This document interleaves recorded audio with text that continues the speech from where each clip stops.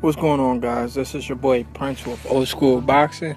Today I'm going to be talking about why Terence Crawford is indeed, pound for pound, the #1 fighter in the world. There's a lot of casual fans, they come on social media and they act like they know a lot. They act like they know Crawford. They've probably only watched 2 fights of Crawford. They've never followed his entire career, so they don't know who he beat. So they're casual. They try to say Vasyl Lomachenko is #1. They're crazy. There is no way Vasyl Lomachenko is #1. The picture that I had up before, that was Terence Crawford when he finally stepped up.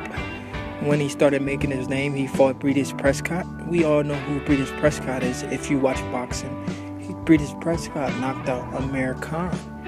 So Breidis Prescott was a knockout artist, and Terence Crawford completely destroyed him and stopped him. Terence Crawford got his belt at, I believe, 135 when he beat Ricky Burns.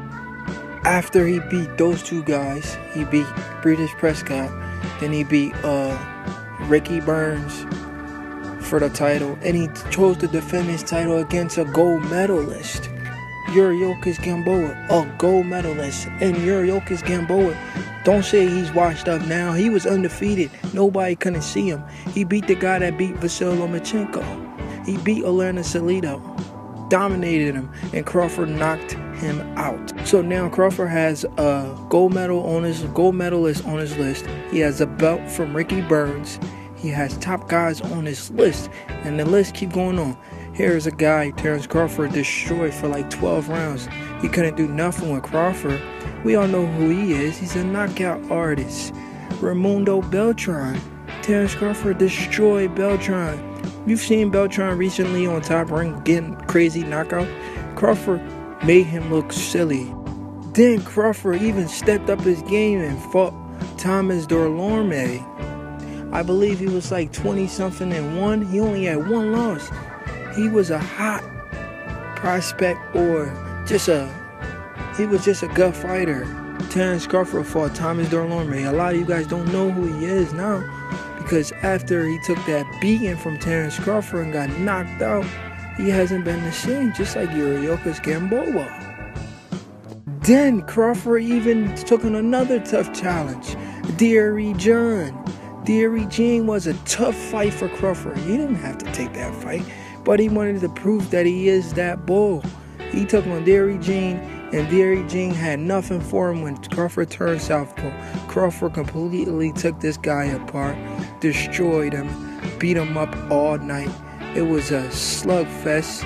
Crawford didn't even have the boxing. He was just tagging him all.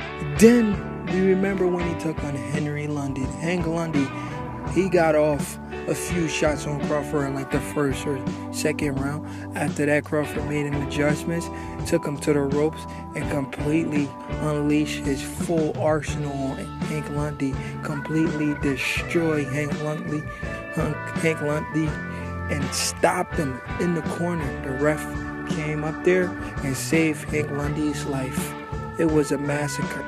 Then Crawford stepped up his game, fought the #1 guy in his division for the Ring Magazine belt and the WBC belt, when he knocked down Victor Postol like 3-4 times. I say 3 times or 4 times. Crawford just completely took this guy apart for 12 rounds. I couldn't give Victor Postol 1 round. It was embarrassing.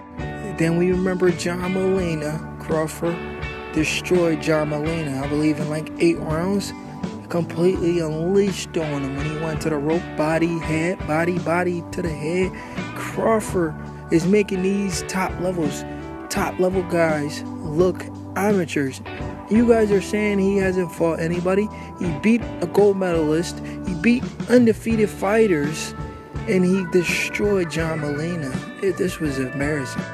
Another gold medalist, Felix Diaz. Everybody said this would have been the toughest fight, like they say about all this fight. This would have been his toughest fight against Felix Diaz. What did Crawford do?